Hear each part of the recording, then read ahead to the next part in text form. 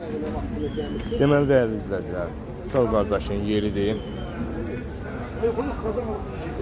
O belə misivitlərdir. Qaz balonudur. Maşın sideniyasıdır. Generatordur.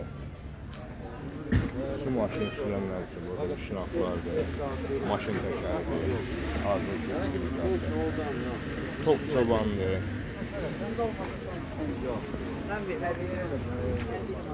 Rozetler. Qaldan alır.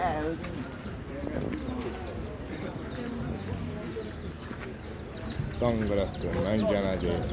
Nə desəniz, güzel qardaşlar var. Sırf Sovet malı. Şarjlardır.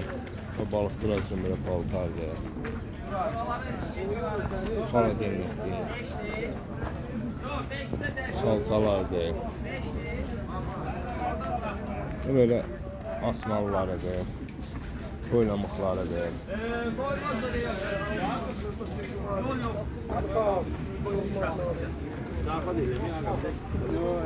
Netverlə kəndirlərdir.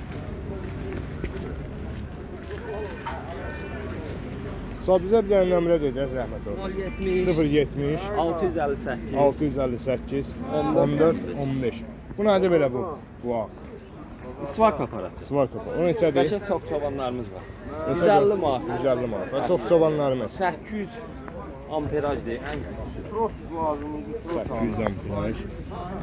150 manat. Və top çobanlarımız neçədir? Top çobanı 70 manata da var, 90 manata da. 70'e de var, 90'a da var. Ha. Allah xeyir Radiatör versin. görsədən ekranınız altı hər şey üstündə. Bazarınız olsun. Sağ ol. Qazanırsan. Qadın